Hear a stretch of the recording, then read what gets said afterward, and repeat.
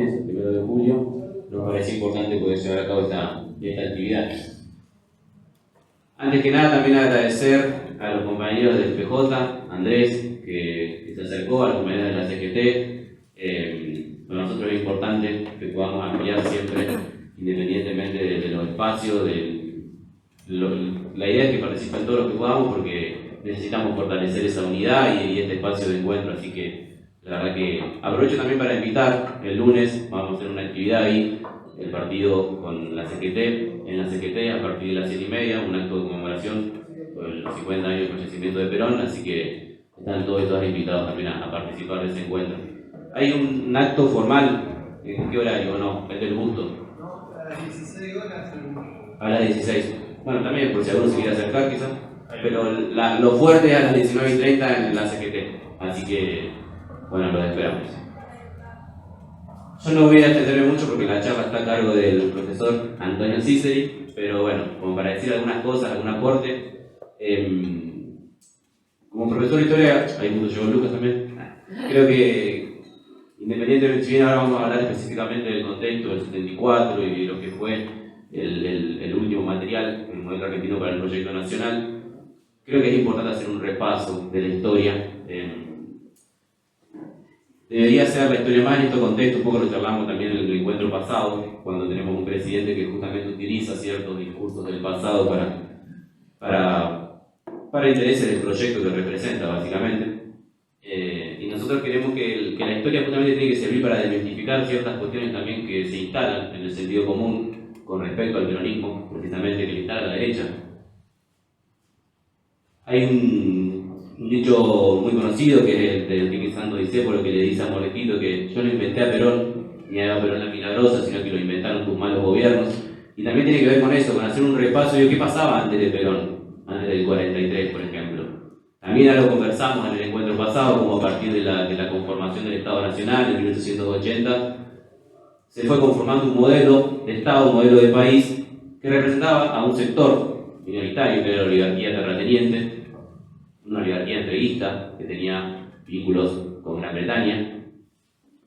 Ese modelo de país que tanto también insiste Milei con el crecimiento, con la potencia que era Argentina en ese momento, que en sí era un país muy rico, pero la riqueza estaba muy concentrada en pocas manos, en esa oligarquía. Así que bueno, ahí tenemos ya dos paralelos, digo, extranjerización y concentración, que no sé si les suena también en la actualidad. Eso fue lo que fue pasando a partir, y mientras pasaba eso, la mayoría de la población, que en ese momento era la población campesina, vivía en condiciones totalmente pésimas, sin ningún tipo de derecho. Después vino el radicalismo, a partir de lo que fue la ley Sanz Peña y la democratización política de 1912, y el triunfo de Irigoyen en el 16, y si bien se intentó también hacer algunos cambios, incluso algunos proyectos que se presentaron al Congreso, como el salario mínimo, vacaciones, pero justamente por ese pacto oligárquico que seguía existiendo en el Senado de la Nación, en ese momento tampoco se pudo aprobar nada de todo eso, para también pensar qué pasa hoy en el Congreso con respecto a todas esas cuestiones, si hablamos del pacto oligárquico. La cuestión es que, bueno, si bien hubo una democratización política, nuevamente los sectores trabajadores, los campesinos, los sectores incipientes de la industria que empezaba a desarrollarse, de los talleres fundamentalmente, la siguen pasando demasiado mal. Y el gobierno quizá va a tener una de las mismas actitudes que tenía la oligarquía anterior, con el Partido Autonomista Nacional, que va a ser la represión. Eso pasó en la Semana Trágica, eso pasó en la Patagonia, eso pasó en la Forestal. Y también hay que mencionarlo, digo, en uno de esos dichos, incluso Discépolo también mencionaba eso. ¿De qué gozaban? Decían en su dicho, en ese famoso monólogo, y mencionaba todas estas situaciones de represión y de violencia que sufrían los sectores trabajadores. A partir de la década del 30 va a haber un cambio ahí importante, más obligado que incluso intencional de parte del proyecto económico y político que gobernaba la Argentina. La crisis del 29 y la depresión en la que se encontró el mundo llevó a que necesariamente se tenga que pensar en una intervención un poco más fuerte del Estado y un desarrollo de la industria. Pero claramente no había una intención de transformar el modelo económico en ese momento. El ejemplo es el Pacto Roca-Runciman de 1933. También un pacto totalmente entreguista, con con Gran Bretaña, que representaba la entrega justamente de nuestra soberanía a cambio de migajas que era para que cierto sector de la oligarquía siga concentrando cada vez más, siga teniendo más privilegios mientras el resto de la población la pasaba mal. Un poco también eso, el pacto, lo que hay hoy en el Congreso, lo que se aprobó con la ley base, el RIGI, digo, como también está todo vinculado, y por eso también vemos cuál es la interpretación del pasado que hace el proyecto político que gobierna actualmente en Argentina. La cuestión es que de todas maneras esta década del 30 significó la aparición de cierto movimiento obrero, incluso en esos años aparece la CGT también, las fábricas se empiezan a llenar cada vez más de trabajadores, pero lo mismo, las condiciones seguían siendo las mismas, los trabajadores no tenían condiciones de salubridad, vivían en viviendas totalmente precarias, es el contexto en el que aparecen las villas isleñas en Buenos Aires incluso, ningún tipo de derecho, las pocas leyes que había no se cumplían. Y con eso llegamos entonces a Perón en el 43. Y me pareció importante hacer este repaso para entender también cuál fue la importancia de Perón en la historia argentina. Y va a ser, y por qué justamente ese famoso 17 de octubre y la gente saliendo a exigir la liberación de Perón, porque tenía que ver con eso, porque era Perón el único que durante décadas y décadas y generaciones que habían sido humilladas de trabajadores, el único que había brindado cierta esperanza a esos sectores. Desde lo que empezó a hacer en el 43 en la Secretaría de Trabajo y Previsión, con el Estatuto del Peón, con el convenio colectivo, con las vacaciones pagas, con las indemnizaciones, un montón de conquistas, ¿sí? Que hasta ese momento los trabajadores no contaban. Entonces era muy obvio que los trabajadores iban a salir a defender al único que les podía garantizar eso. Ese es como mi pequeño aporte para introducir un poco, para remarcar. Creo que es importante siempre en este contexto seguir insistiendo con la historia, porque bueno, lo necesitamos, porque el proyecto contrario justamente lo utiliza también como herramienta, de eso no lo podemos obviar. Yo ahora lo dejo con Antonio, que la charla era de él, no sé por qué hablé tanto. Y bueno, y gracias a todos por venir, todos y todas.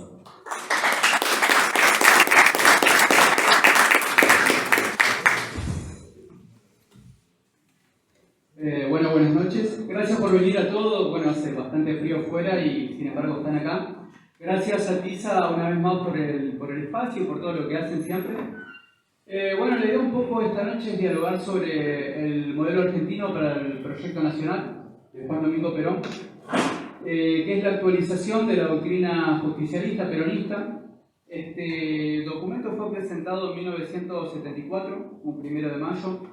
Este año, bueno, justamente cumplió 50 años y de alguna manera podríamos decir que es una síntesis, un compendio de lo que es la teoría, la filosofía, la doctrina, las políticas que se pudieron realizar, se pudieron materializar en los años peronistas y las que no también, que después vamos a hablar también de las que no se pudieron y por qué no se pudieron. Este documento es básicamente, para explicar un poco, es un texto corto, pero no por eso no profundo en sus ideas, un texto de aproximadamente, depende de la edición, 180 páginas, 200 páginas, que tiene 3 capítulos, una fundamentación, un desarrollo y conclusiones. Nosotros lo que vamos a hacer es recorrer cada capítulo del texto, del documento, y bueno, ir un poco dialogando sobre las ideas, los conceptos centrales y conocidos de lo que es la doctrina justicialista, del campo nacional y popular. Voy a tratar de ser bastante didáctico en esto porque, bueno, por ahí invitamos a distintos, esta es una clase abierta, los que se querían sumar podían hacerlo, y a lo mejor hay compañeras y compañeros que no son del campo nacional y popular, y bueno, algunos conceptos estaría bueno profundizarlo y desarrollarlo con paciencia, ¿no? Para que se pueda entender de qué estamos hablando cuando hablamos de doctrina y demás. Antes de empezar a hablar sobre el documento, me gustaría hacer como una breve reseña histórica de lo que es 1945 hasta 1974, ¿sí? Muy brevemente, para entender por qué se escribió esta síntesis, esta actualización, en el marco de qué, y cuál fue el contexto, cómo volvía Perón después de 18 años de estar proscripto nuevamente a gobernar Argentina en un periodo muy breve. Pero bueno, tomando impulso con lo que decía José un poco, podemos llegar hasta 1945, acá el 17 de octubre, lo que es para nosotros el Día de la Lealtad Peronista.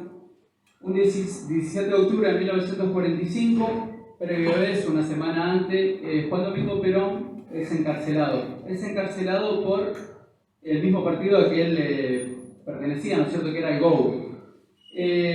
Perón, bueno, es encarcelado en la isla Martín García, y un 17 de octubre, con más de 300.000 personas en Plaza de Mayo, Perón cobra nuevamente lo que es la libertad.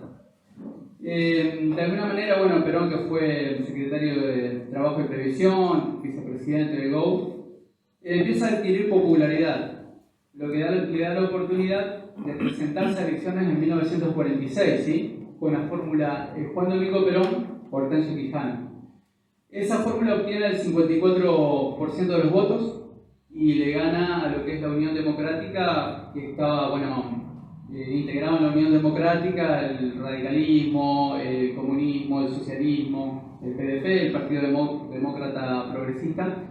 Y también, bueno, la Embajada de Estados Unidos obviamente apoyaba ese sector, que era, bueno, el eslogan de ese momento, Braden o Perón, ¿sí? Braden era el embajador de los Estados Unidos. Obtiene la victoria Juan Domingo Perón y, bueno, es presidente, y después en 1951 se vuelve a presentar a una reelección, lo que de alguna manera obtiene lo que es la reelección para volver a gobernar. La dupla vuelve a ser de Juan Domingo Perón, Hortensio Quijano, debido a que Eva Duarte de Perón renuncia a su candidatura como vicepresidenta por motivos de salud y algunas cuestiones internas. Vuelve a ser presidente Juan Domingo Perón. Bueno, vuelve a ser reelegido. Es reelegido en 1951, en 1952 es presidente, y bueno, allá por el 1955 se produce en junio lo que es el bombardeo en Plaza de Mayo, ¿sí? Lo que, bueno, de alguna manera, lamentablemente, se cobró la vida de más de 300 personas, ¿sí? Y después, en septiembre de ese mismo año, Juan Domingo Perón y el Partido Justicialista, bueno, lamentablemente se produce lo que es un golpe de Estado. El golpe de Estado por la autodenominada Revolución Libertadora. Entonces, después del 55 hasta 1974, se producen diferentes gobiernos de facto y radicales, ¿sí?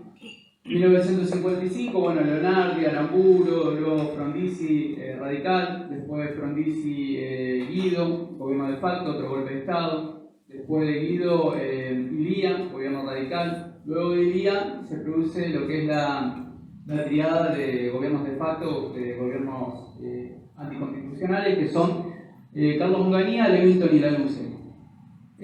Cuando, bueno, termina Lanusse, vuelve a las elecciones democráticas, y Juan Domingo Perón no se puede presentar, que seguía exiliado, seguía proscripto, pero se presenta una fórmula por el Frejuli, que es el Frente Justicialista, que se podía presentar, y en esa fórmula que se presenta, bueno, se presentan Cámpora y Solano Lima. Lo que, bueno, salen triunfadores de las elecciones de 1973, y tienen un periodo breve como presidente Cámpora, que son 49 días lo que está en el gobierno. Cuando Cámpora, bueno, renuncia a la presidencia, el presidente de transición es Raúl Lastiri. Raúl Lastiri vuelve a llamar a elecciones, y Juan Domingo Perón se puede presentar, y esta vez es con la fórmula Juan Domingo Perón, Perón, que sería la fórmula, bueno, que se había pensado en el 51, pero esta vez es Juan Domingo Perón, María Isabel de Perón. Perón vuelve a ser presidente de la Argentina, y el 1 de mayo de 1974, como decíamos antes, presenta lo que es el modelo argentino para el proyecto nacional, ¿sí? Un documento que lo presenta en la Asamblea Legislativa de ese año, y de alguna manera bueno, lo presenta así de forma oral, en borradores, y después, fines de ese mes de mayo, principio de junio, se presenta de forma limitada a lo que son los ministros, y luego lo obtienen la militancia, ¿sí? Para entender un poco el contexto de cómo fue presentado ese documento, bueno, decíamos antes que Perón estuvo proscripto 18 años, y de alguna manera en Argentina, bueno, se había gobernado de forma dictatorial con distintos gobernantes de distintas dictaduras y radicales, pero también en Argentina acontecieron varias revueltas populares, ¿sí? Los que conocemos como las denominadas ASO, las que terminan en ASO. Por ejemplo, bueno, la más conocida, la que más nombramos, por ahí es el Cordobazo en 1969, que de alguna manera termina con lo que es la dictadura de Carlos Onganía. Pero el Cordobazo no es el único, sino que acontecieron también el Correntinazo, los Rosariazos en 2 oportunidades, el Mendocinazo, el Viborazo y algunos más que se me están escapando. Eso en el plano nacional, digamos.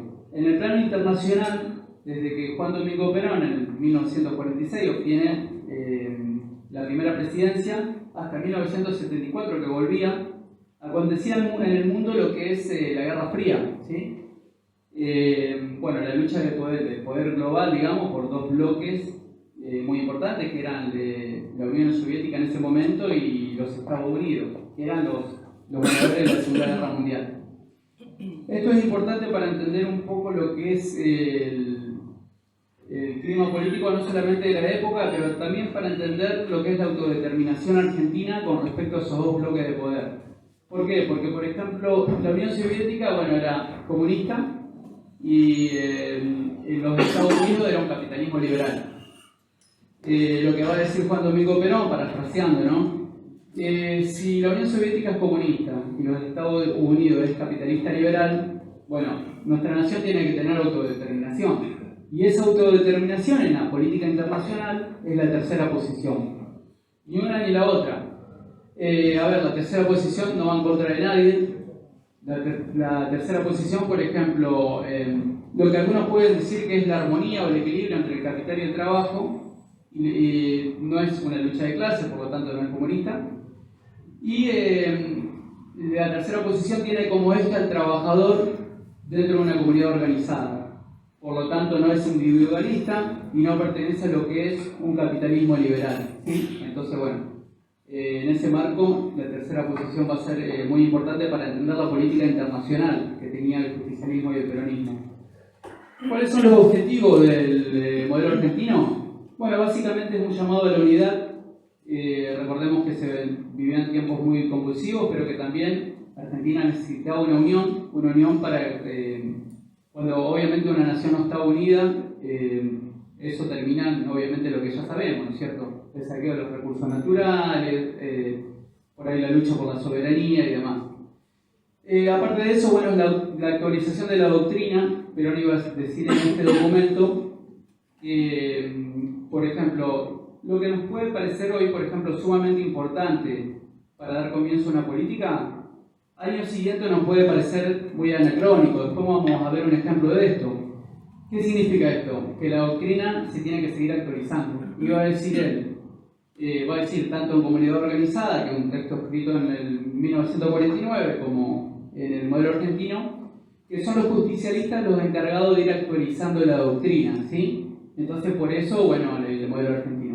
Pero también, aparte de eso, lo que quería lograr Juan Domingo Perón es un consejo para el proyecto nacional, donde entran todos, donde entran los trabajadores, las organizaciones libres del pueblo, y trabajan de forma colectiva, comunitaria, para la felicidad del pueblo.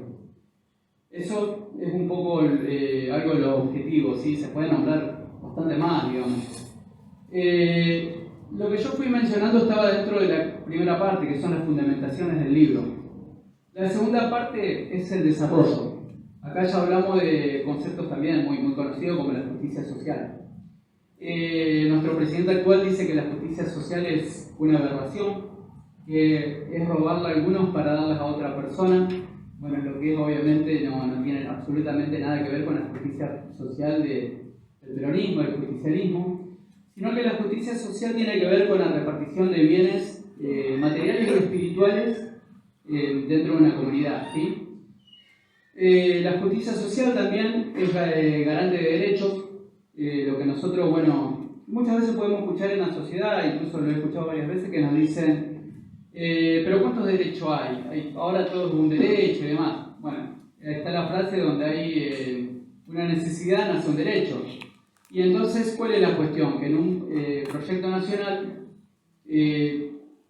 un proyecto nacional en una comunidad organizada es garante de derechos, pero también el trabajador que tiene derechos tiene obligaciones dentro de una comunidad, ¿sí? Y un derecho encadena otros derechos. Por ejemplo, nosotros somos docentes. Si es obligación ir a la escuela, si la escuela es pública, gratuita y obligatoria. Bueno, también la escuela el Estado tiene que garantizar a través de la escuela que los estudiantes puedan estudiar, tengan docentes, tengan asistentes escolares, las cuestiones de edilicia y demás.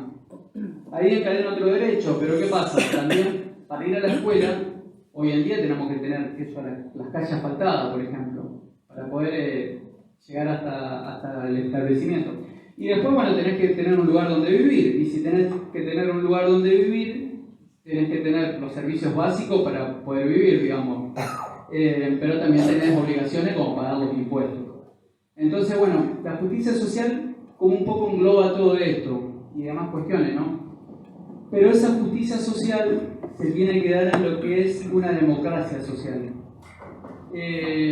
Perón es muy pertinente en un ejemplo que da en el modelo argentino sobre democracia social, que va a decir lo siguiente.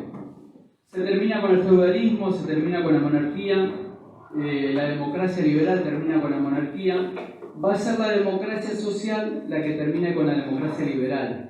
Esto de alguna manera tiene que ver con una especie de paso evolutivo, del siguiente paso de lo que es una democracia liberal, para pensar en lo colectivo, para pensar que no nos salvamos solo, que nos salvamos dentro de una democracia que tiene que ver también con una comunidad organizada.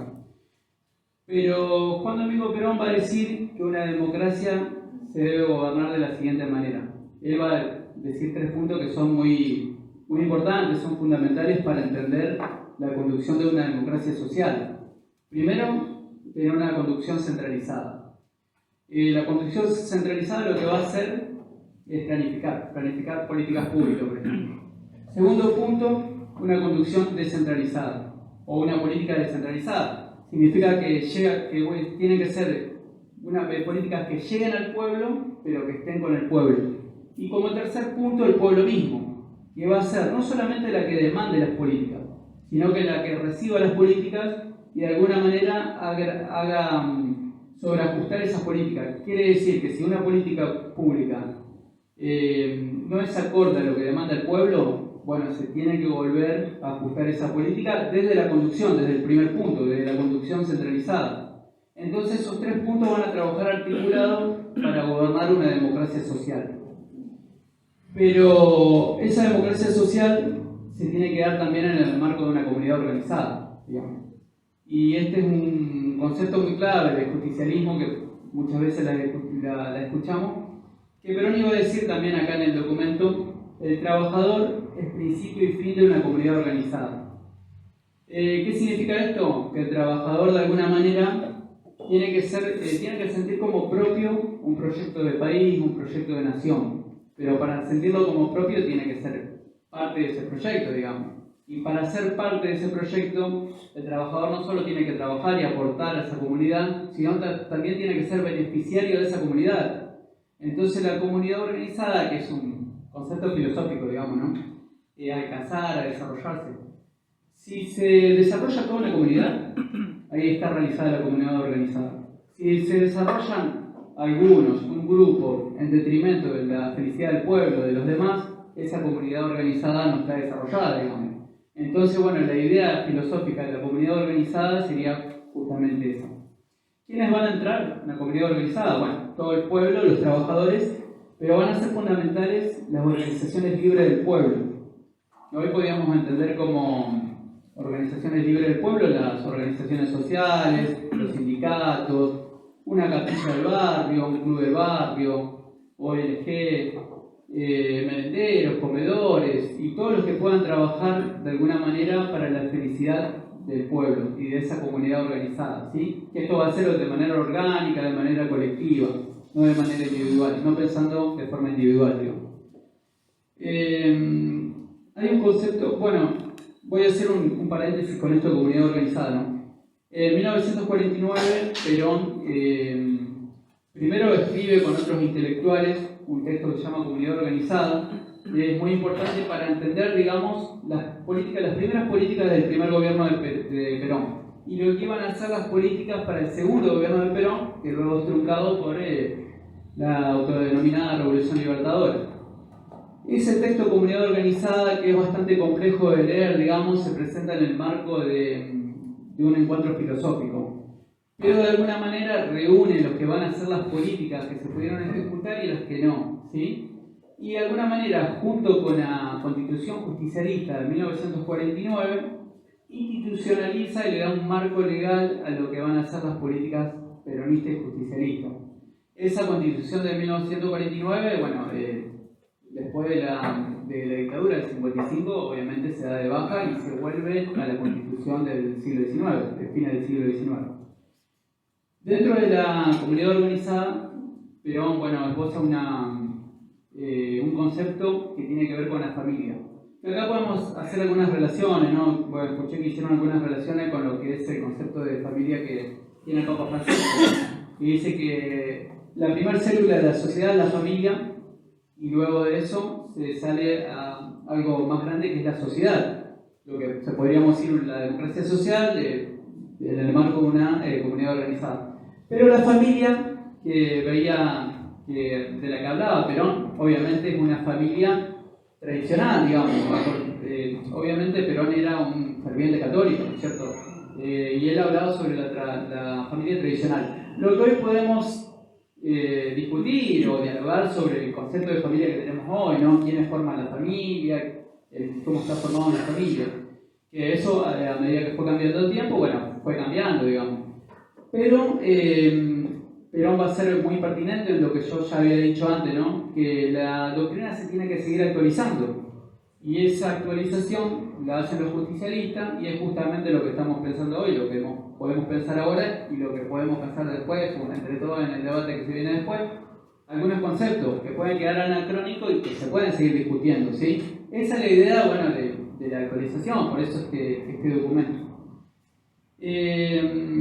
Bueno, básicamente seguimos acá en la segunda parte, que es el desarrollo. Voy a hablar brevemente, ¿no?, sobre economía, industria y educación, porque bueno, se habla en el documento.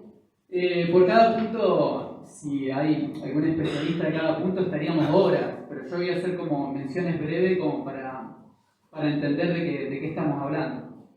Bueno, en esta parte, Juan Domingo Perón habla mucho de la planificación y va a decir que por ejemplo, una nación, un proyecto de nación, tiene que tener una justa planificación, ¿sí? ¿Por qué? Porque obviamente si no lo planifica la nación, lo planifica otra. Por ejemplo, no sé, podemos hablar de la embajada de Estados Unidos, podemos hablar de las grandes potencias, de las multinacionales, de la oligarquía interna y demás.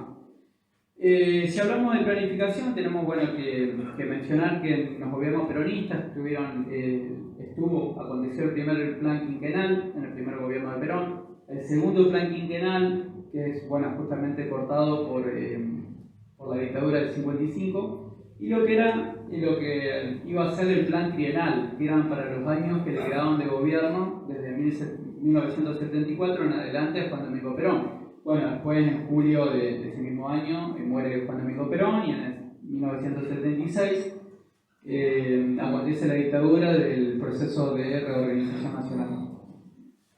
Así que bueno, con respecto a la planificación, puedo decir esto, pero puedo decir también que dentro de las planificaciones de lo que se pudo ejecutar está también la nacionalización del comercio exterior, la nacionalización de la banca, el cambio de directorio, el cambio de presidencia del Banco Central, que de alguna manera hicieron que el sistema de comercio en Argentina pueda cambiar. Existió también en el gobierno peronista, en el primero, y iba a existir en 1974 lo que es la creación del IAPI, que es el Instituto Argentino para la Promoción del Intercambio, que funcionaba, explicado brevemente y básicamente. El gobierno argentino le compraba a los productores nacionales, le compraba la materia prima, le compraba los cereales, en ese momento el trigo tenía un muy buen precio, carnes y demás. Se lo compraba el Estado a los productores argentinos y el Estado mismo era el encargado de buscar mercado en el exterior. Cuando buscaba mercado en el exterior, obviamente vendía esa materia prima y después el mismo gobierno se hacía de los dólares. ¿Qué iba a hacer con los dólares? lo iba a colocar en el Banco Central, ¿sí? Y bueno, después también, junto con el Banco Hipotecario de ese momento, se le iba a dar crédito a tasas muy accesibles y muy bajas a lo que es la industria. De ese con ese organismo se fomentaba lo que es la industria nacional, ¿sí? Y aparte de eso, bueno, me estaba olvidando una cuestión que es muy importante, que se llevó a tener una marina mercante propia, ¿sí? Astilleros que trabajaban para producir embarcaciones que iban a ser los que iban a llevar los productos argentinos al exterior. Entonces, esas políticas, todas articuladas, nada obviamente aislado, el peronismo iba a lograr hacerse de los dólares y poder colocarlos en el Banco Central y generar lo que es la economía argentina, nacional e internacional.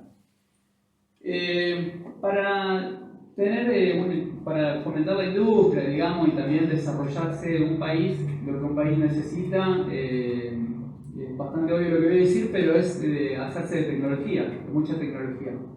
No solamente tecnología, también conocimiento tecnológico. Y Perón, bueno, le dedica varias páginas a esta cuestión en el modelo argentino. Bueno, Perón va a decir que para que se respete la soberanía de un país, el país tiene que estar industrializado, y para que se evite la fuga de cerebro de un país, el Estado tiene que brindarle recursos y de alguna manera tiene que hacer que los científicos primero se queden en la nación para trabajar en la nación. De esta manera, la nación se iba a ver no solamente beneficiada en la industria, en la economía, también iba a defender su soberanía. Hay una parte que es muy clara, que Juan Domingo Perón habla sobre el desarrollo, pero también con respecto al cuidado del medio ambiente, ¿sí? Perón va a decir, parafraseándolo, bueno, que los ríos están contaminados con desechos cloacales, que los mares están contaminados con plástico y que a través del consumismo se está viviendo un despilfarro en el mundo. Esto ya lo decía en 1974, ¿no? Y que el hombre nuevo, bueno, él hablaba continuamente del hombre, las personas, podríamos decir hoy, tenía que tener una visión nueva en un mundo nuevo, en un mundo que de alguna manera tenía que desarrollarse de forma sustentable. Bueno, sustentable no usaba la palabra, pero hoy la podríamos usar para esa cuestión. Con respecto a la educación, bueno, todos conocemos, bueno, los hitos históricos que tienen, bueno, la mayoría conocemos, que tiene el peronismo en educación, ¿no? Universidad gratuita, la universidad obrera, cuando, bueno, toda la sociedad había naturalizado que la universidad había que pagarla. Bueno, el peronismo no solamente hizo que los hijos de los obreros puedan ir a la universidad, sino que, bueno, después históricamente tuvimos la universidad gratuita y la universidad obrera es la que hoy conocemos como la UTN, que en los tiempos de Frondizi se cambia el nombre y se pone, bueno, UTN, ¿sí? También, bueno, las escuelas monotécnicas, que en ese momento, bueno, hizo que la educación técnica llegara a lugares que nunca había llegado. Luego, bueno, las escuelas técnicas, que en relación a la industrialización sirven como la articulación entre educación y trabajo, ¿no? Después algunas cuestiones más con respecto a la educación, bueno, los miles de escuelas y de jardines que creó el peronismo, o también, por ejemplo, podemos hablar de algo de ciencia con respecto a la educación, la creación del CONICET, de los cimientos de CONICET, que después se iba a llamar CONICET. Y bueno, eso dentro de lo que es el segundo capítulo, ¿sí? El desarrollo. Y ya para finalizar con el segundo capítulo, podemos hablar un poquito de estrategia geopolítica, ¿sí? Perón iba a decir que la verdadera política es la política internacional. ¿Por qué? O sea, obviamente Perón era un líder muy nacionalista y él, bueno, iba a querer que, obviamente, que el país se industrialice, tenga soberanía y que de alguna manera sea una nación unida. Pero esa nación tiene que estar mirando también al exterior, lo que acontecía en el exterior. Entonces Perón iba a decir, primero se tiene que fortalecer la nación, luego tiene que hacer acuerdos con los países latinoamericanos y tiene que crear un bloque regional, que es Latinoamérica. Bueno, también hay un libro de Juan Domingo Perón para profundizar más también en esto, que se llama Latinoamérica ahora o nunca, que fue escrito en 1968, 67, no me acuerdo bien, pero durante su exilio, ¿sí? Y habla puntualmente de lo que es Latinoamérica como bloque. Entonces iba a decir Juan Domingo Perón, primero lo nacional, después lo regional, para salir a lo universal, ¿sí? Lo universal, hoy podríamos decir lo que es lo global, la globalización, pero Perón usaba en el texto el término universal. ¿Sí? Como bloque de poder obviamente salen las grandes potencias. China sale como bloque de poder, como bloque regional, digamos. La Unión Soviética también lo hacía, Estados Unidos también. Latinoamérica lo que tiene que hacer, iba a decir Juan Domingo Perón, es prácticamente lo mismo. Con respecto a lo universal o a lo global, yo agrego algo que, por ejemplo, bueno, los que estamos acá sabemos que Juan Domingo Perón murió en 1974. A fines de la década de los 80, de 1980, se produce lo que es la caída del muro de Berlín, lo que representa simbólicamente la caída de la Unión Soviética, digamos, que había tenido un proceso antes que quede una sola alternativa en el mundo, que es la alternativa de Estados Unidos, que es un capitalismo liberal. Esa alternativa va a ser a imagen y semejanza de Estados Unidos, y bueno, es lo que acontece hasta el día de hoy, ¿no es cierto? Más allá, bueno, que haya una guerra comercial entre China, Estados Unidos, también algo de Rusia, pero la alternativa de poder, el bloque de poder que sigue vigente es Estados Unidos. Obviamente Perón muere antes de que esto acontezca. Y ya, para ir finalizando un poco, para no aburrirlos tanto, la tercera parte, que es la última parte del modelo argentino, Perón va a hacer bastante hincapié en lo que es lo latinoamericano, ¿sí? Esto que veníamos hablando del bloque regional. Acá de alguna manera hay una frase que, bueno, que la pusimos en el PowerPoint, que parece como muy, no sé si es muy básica, pero parece como algo que es bastante obvio, pero en realidad que tiene una profundidad enorme, que es la frase que dice, que está dentro del modelo argentino: Latinoamérica es de los latinoamericanos. Podríamos decir, sí, todos sabemos eso, pero en realidad, si nosotros nos ponemos a pensar lo que está pasando con nuestra hidrovía, nos ponemos a pensar lo que está pasando en el mar argentino, nos ponemos a pensar quiénes habitan las Islas Malvinas, cómo se llaman las islas de George y Sandwich, que tienen nombres ingleses, nos ponemos a pensar qué están pasando con nuestro litio, nuestro petróleo, nuestros hidrocarburos, nuestro gas no convencional, lo que está pasando con las bases militares que hay en Tierra del Fuego. La verdad que podríamos pensar si Latinoamérica está siendo de los latinoamericanos. Y quiero terminar con una frase que no está en la tercera parte, pero bueno, tampoco voy a ser tan estructurado, que bueno, Juan Domingo Perón iba a decir, en el año 2000 el mundo nos podrá encontrar unidos o dominados. Yo bueno, quisiera preguntar, y después queda también para el debate un poco, ¿cómo nos encontraba el mundo en aquel año 2000, ¿no es cierto? Y pensándolo bien hoy, 24 años después de aquel año 2000, con estas políticas actuales, me refiero al DNU, al decreto de necesidad de urgencia que viene estando vigente hace varios meses, con la ley base que se terminó de votar ayer, con el RI que viene a acople de la ley bases. ¿Cómo nos encuentra el mundo en este 2024? Así que bueno, muchísimas gracias a todos por venir y espero no verlos aburridos.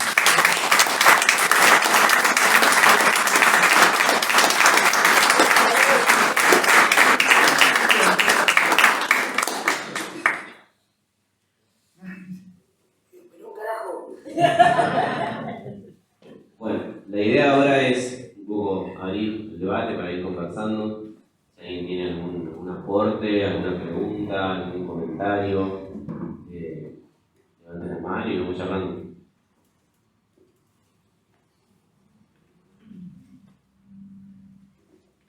¿Nadie? Sí, ¿cómo? Sí, la verdad que no recuerdo. Perón fue partícipe de la formación de la Organización de Países No Alineados.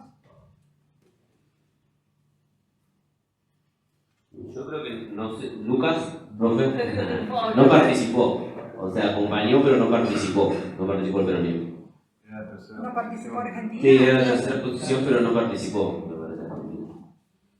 Que estaba ratito, pero me parece que el peronismo no sé si participó.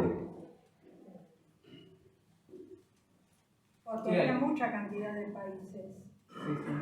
pero... Sí, yo me olvidé de decir por ahí que también un hecho importante a nivel mundial es, por ejemplo, lo que es la descolonización de Asia y África, que son países que ahí, bueno, se toma el país, ese concepto como el de tercer mundo. Que sean de tercer mundo no significa que sean de tercera posición, pero de alguna manera son los países que no estaban ni con uno ni con otro. Pero del peronismo, si yo mal no recuerdo, alguien que me corrija, no hay ningún problema, no participó de los países no alineados. Directamente no se manifestó. Sí. No, yo simplemente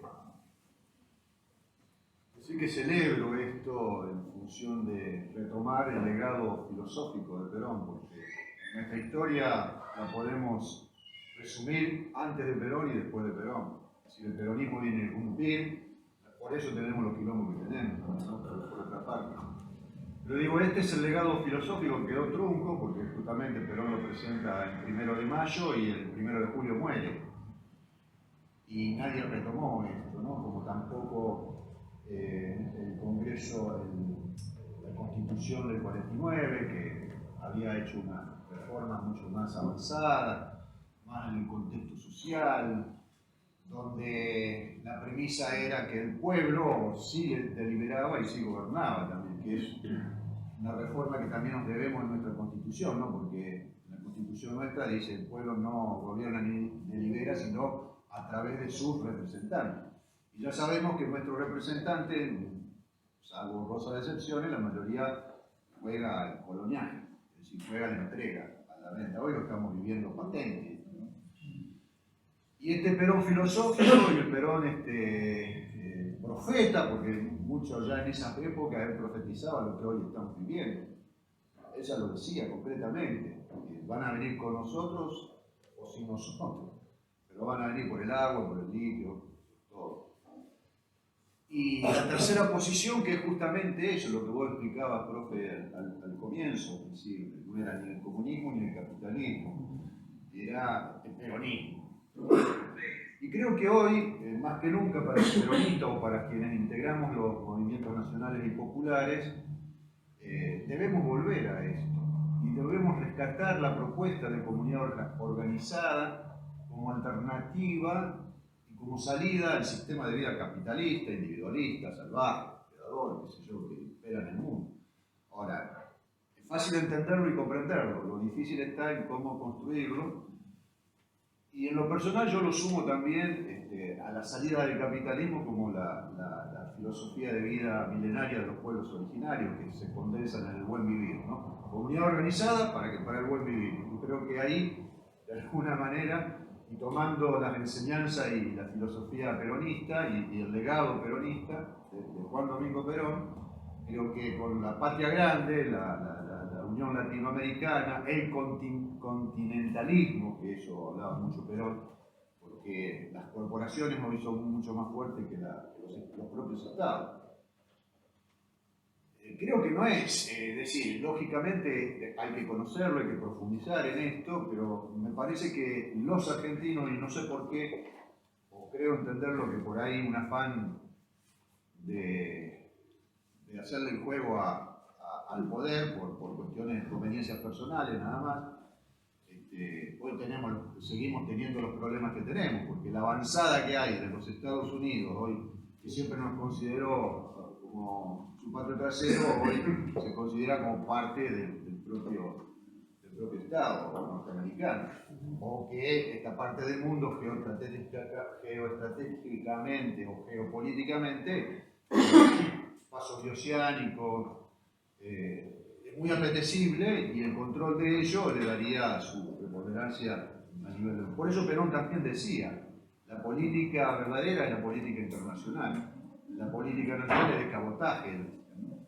Y en esos aspectos me parece que ojalá podamos seguir, el 1 de julio, 50 años de esto ya fue el 1 de mayo, que podamos volver a retomar esas enseñanzas, esas posturas, porque me parece que es algo que si lo lleváramos adelante concretamente y haciendo esa construcción, que no es sencilla, no es fácil, menos en una ciudad como la nuestra, Pero la comunidad organizada habla mucho de eso, del territorio y de la interrelación con las organizaciones libres del pueblo, desde abajo hacia arriba. En fin, todo filosóficamente admirable, muy lindo, pero habría que aprovechar también estos momentos para ir reflexionando sobre estas cuestiones y ver cómo, dando esos debates, podemos dar esa construcción, ¿no? Con las distintas organizaciones que comprendemos hoy el campo nacional y popular. Los no alineados en realidad empieza Checoslovaquia en el 55. Después eran 10 países, después del 61 de la Guerra Fría son 29 países. Y en América se hace fuerte por la 68, los tercermundistas, digamos. Esa más o menos la historia de Perón participó de opinar lo de afuera, digamos. Sí. Que pegaron, ¿no? Sí, sí. Justo se me olvidó que estaba por seguir la pregunta. ¿Hay más, compa?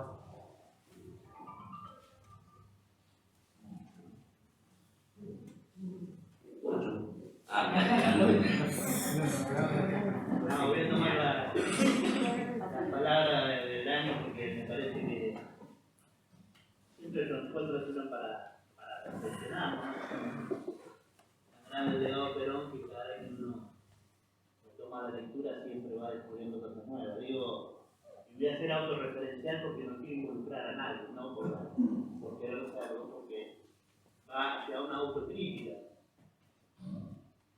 Yo hace más de 30 años que participo de una organización gremial y que participo del movimiento reorganizado, pero hablo de mi organización gremial. Lamentablemente el debate filosófico desapareció en mi organización gremial. Cuando pasan estas cuestiones, cuando uno participa de estos encuentros, se reencuentra con la necesidad de poder restablecer ese debate filosófico. Y digo que soy autorreferencial porque es muy probable que otras organizaciones sí se esté dando ese debate. Y ese debate filosófico básicamente se ha perdido por caer en los debates coyunturales, que nos hacen atender lo urgente y nos hacen perder de vista lo importante, que básicamente tiene que ver con la organización. Ahora, más grave que eso, que pasa en una organización sindical, es que en la política también se ha perdido el debate filosófico. Y aquellos que nos identificamos con el peronismo, con el campo nacional y popular, agregando un poco lo que decía Hermes, creo que tenemos que encontrar la manera de poder fomentar y volver a implementar y a y hacer todo el esfuerzo posible y necesario para que estos debates filosóficos vuelvan a ser parte normal y habitual de la práctica política. Y agrego algo más, simplemente reflexivo. Opinaron algunos compañeros, Daniel tiene más o menos mi edad, somos gente de algunos años y sentimos muchas veces que ya las hemos perdido. No sé qué edad tienen, compañeros, ustedes. Él tiene 40. 31. Él tiene 60.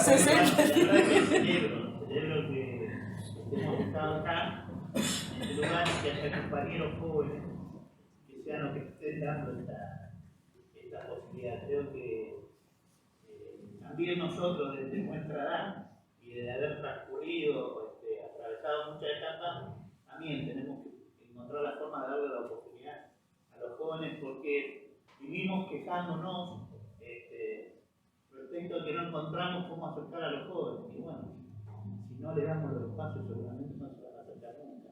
Así que celebro que estén siendo ustedes los encargados de dar esta charla en el día de hoy. Nada más que eso, quería hacer referencia a lo que... Gracias.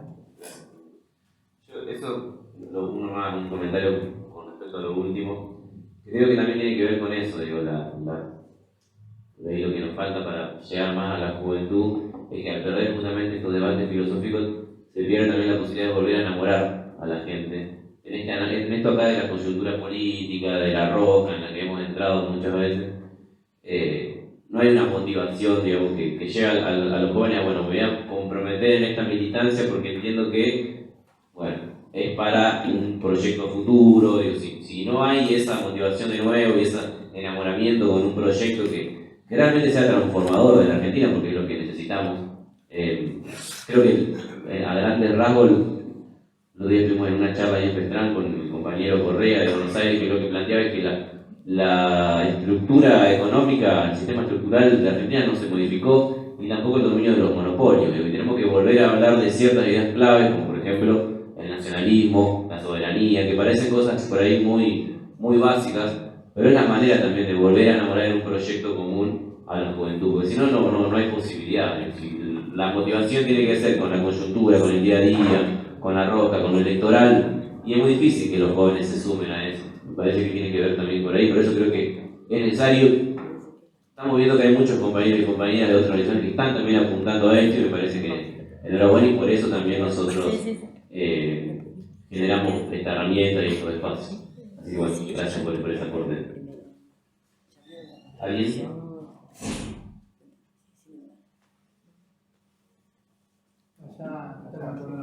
Sí, ¿cómo? Yo me quiero tomar algunas cosas de Daniel y algunas cosas de Marcelo, por una cuestión que me pasó recién. Doy clases en el ITEC y en la última clase con los chicos estuvimos charlando y hacemos una reflexión que a veces cuesta hacer en los ámbitos educativos y hay que aprovechar los momentos. Lo que planteábamos en los debates filosóficos cruzados por la inmediatez. Cómo vivimos en una inmediatez provocada que nos entretiene y nos aleja de los debates filosóficos. Los mismos chicos hacen esa reflexión por los casos que están pasando, tanto a nivel político, como el caso Noa, como todo ese tipo de suspicacias hacen que los debates más profundos dejen de estar presentes. Hasta el punto que hablábamos de educación y a ellos no se les ocurría, si uno no provoca, el rol del Estado en la educación universitaria. Hablaban de los costos de la educación, cuánto sale acá y eso, y el Estado, bueno, entonces digo, hay como una lucha que vamos a tener que hacer muy fuerte en un mundo donde ya no lee y las lecturas son las que habilitan los pensamientos complejos. Si nosotros entramos y no encontramos a la vuelta a un mundo que se maneja con 140 palabras de lo inmediato, el análisis es descontextualizado, a propósito, simplifica en un mundo que es complejo. Entonces creo que ahí hay una tarea muy fuerte de todos, y sobre todo de los jóvenes, que nos ayuden a decodificar esto y cómo vamos trabajando esto para que los mismos jóvenes empiecen a tener pensamientos más complejos y empiecen a dar debates filosóficos, y no se queden con lo inmediato, que siempre lo dado hace 5 minutos. Y entre 5 minutos cambia. Pero creo que ahí hay un proceso fuerte que nos tenemos que dar, y sobre todo dejar nosotros también de salir, como decía Marcelo, del debate del día a día. ¿Cómo vamos trabajando para el debate más profundo? Creo que es una necesidad ya. Un desafío. Porque además los niveles de dependencia que tenemos hoy cada vez nos impiden también darnos cuenta. La monopolización mediática parte de un plano afectado por este gobierno. Pero bueno, siempre fue así de una manera u otra, ¿no? Es decir, siempre en este país, o en Latinoamérica toda, también están los que pretenden ser una colonia yanqui o inglesa, europea o lo que fuera, y los que defienden lo propio. Y muchas veces es más fácil por ahí transar con el enemigo porque eso te llena los bolsillos más rápido. Y eso también es cultural, de alguna manera. Y tenemos muchas, lamentablemente, ¿no? Muchos ejemplos de nuestros propios dirigentes también que muchas veces terminan transando de esa manera. Entonces Entonces por ahí lo que vos elegís como para que te representen, terminan representando sus propios intereses y no la decisión del pueblo. Es decir, hay una suma de cosas. No quiero caer tampoco en aniquilar a nadie ni a ningún dirigente en particular, pero me parece que hoy, los signos de los tiempos hoy es eso, que ya vienen también desde la historia, ¿no? Es decir, ya desde San Martín y demás también teníamos las oligarquías fuertes que pretendían seguir transando con España o qué sé yo, y no darnos la libertad o la emancipación propia, ¿no? Entonces, es una lucha constante de que a veces va más fuerte por un lado, y por eso, como creo que estoy convencido, el peronismo es tan atacado y lo quieren borrar de nuestra historia. La justicia social, que hoy odian, y quiero hablar con eso.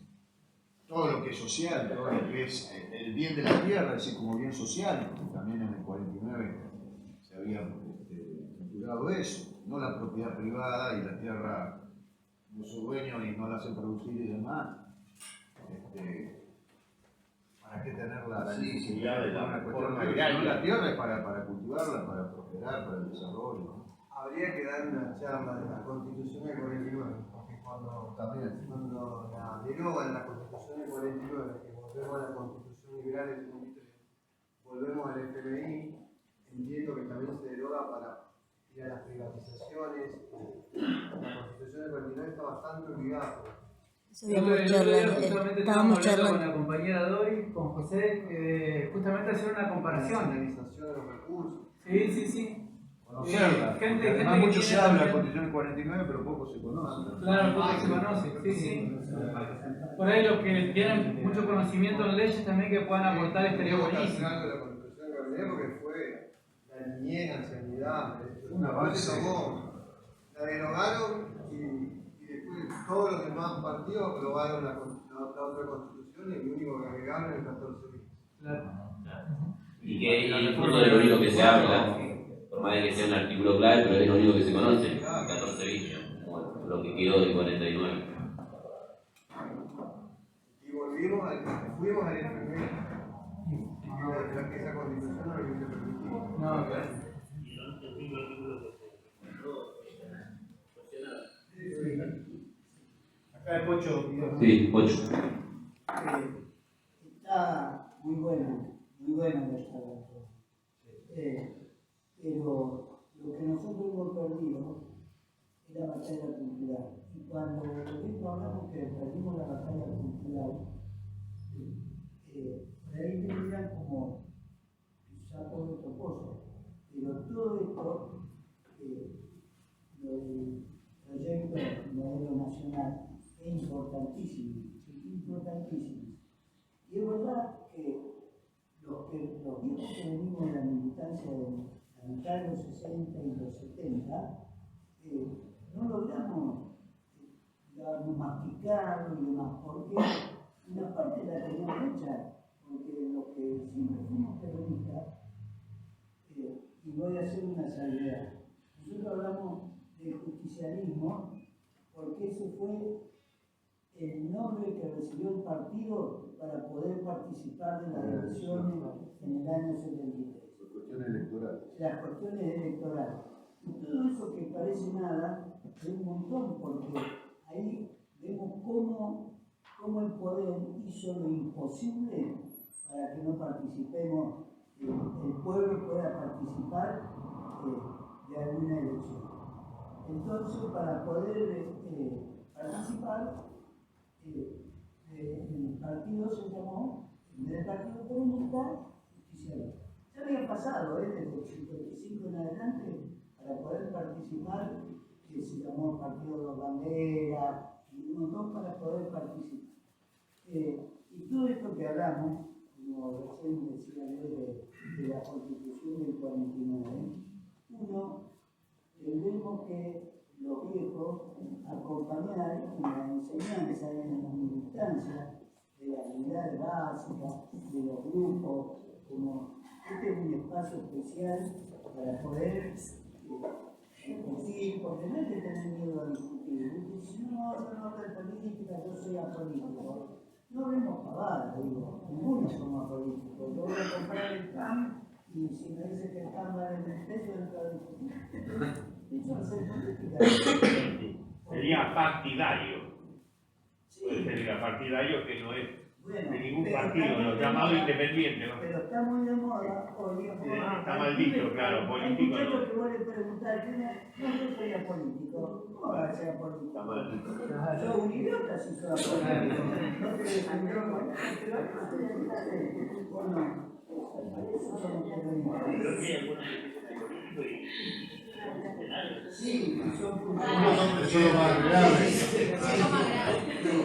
Entonces, todo eso, nosotros tenemos que volver a esa realidad. Eso es. Porque si no, vamos a seguir como siempre. Es cierto lo que vos dijiste. ¿Por qué la isla se tiene que llamar sándwich? Son islámicas. Pongámosle, eso es parte de la soberanía. También los nombres a las calles, a las plazas, a los espacios, es parte de la soberanía. Y nadie le da ni 5 bolas. Se entregan, miren, un idiota del Grupo de la Libertad Avanza, en Buenos Aires, propuso que los nombres de Arturo Cauleche y el padre Carlos Mujica los saquen y los dos monumentos que tienen, hechos en la 9 de julio, los saquen y se los lleven, porque esa fue de obra de Cristina, ¿cierto? De conocimiento. ¿Y se acuerdan cuando tuvieron que cambiar el monumento al tránsfuga de Colón para poner Juan Azurduy? No, porque había grupo, y lo tuvieron que hacer despacio, poder poner un poco más allá. Si no aprendemos esa cosa, compañeros y compañeras, discúlpenme, seguimos como cuando nosotros los viejos fuimos a la escuela. Nos enseñaron que su pueblo originario era indio y Colón fue el bueno. Y fíjense un ejemplo, acá no fue el nomás. Tenemos una de las calles principales, se llama Colón.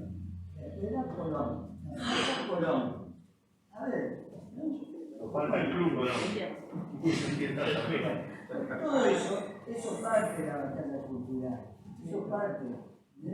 Entonces, si eso es parte de la batalla cultural y del movimiento nacional y popular. Porque después, entre mismo empleado y obrero, terminamos hablando de idiotesis, capaz que discutimos por eso, porque viene, tomando lo que vos decías, viene cualquier compañero o compañera que dice, ¿por qué va a festejar el día de la raza? Y no, y te empiezan a decir, ellos que nos enseñaron en la escuela.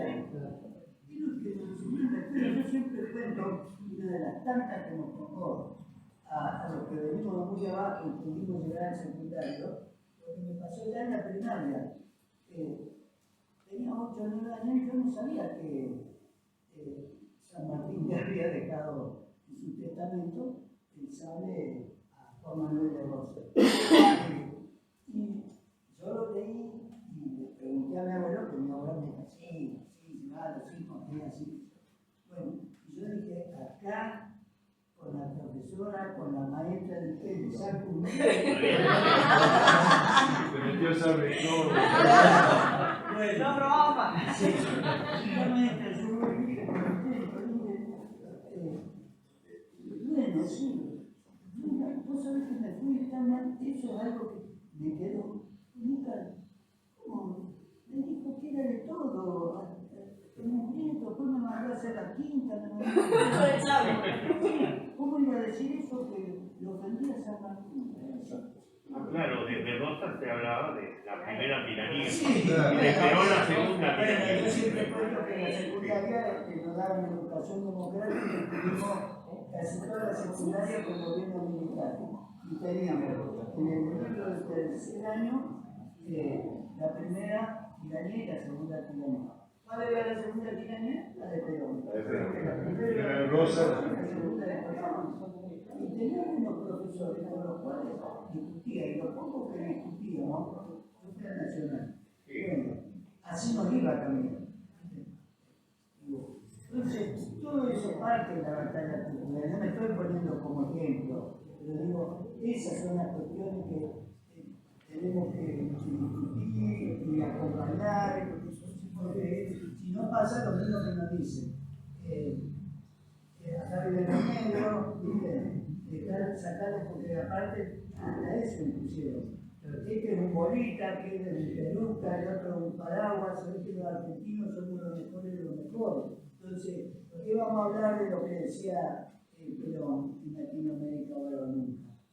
Que tenemos que ir todos juntos.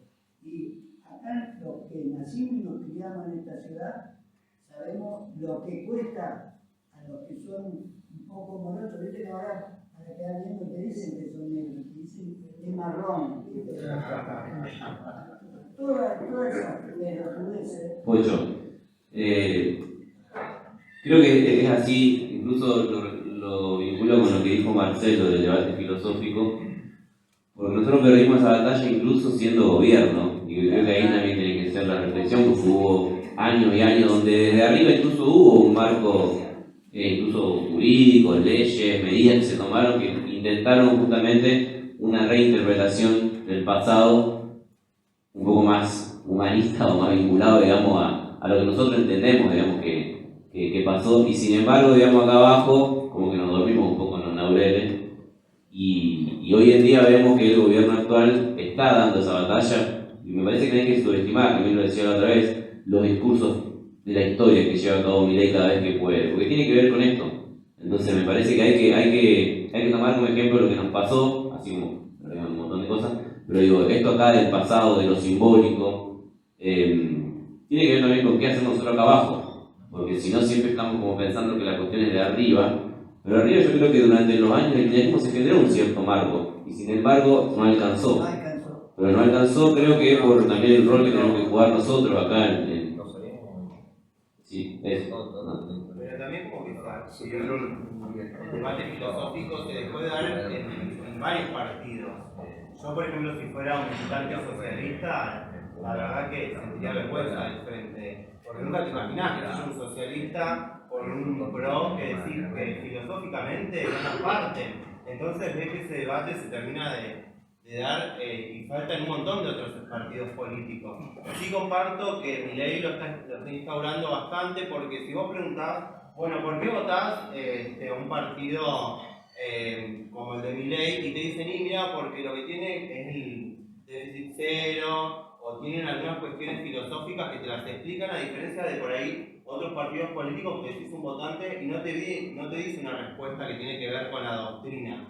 Y la doctrina también, un poco lo que planteaban de actualizarla, que es obviamente, sin dudas, sumamente necesario, pero para cualquier contexto. Esto un poco que decía Marcelo de la inmediatez y demás, que es sumamente cambiante. Y eso también tiene que ver, porque si bien hay cuestiones troncales, digamos, que siempre van a perdurar, hay otras cuestiones que también en ese momento, digamos, el tema medioambiental que plantea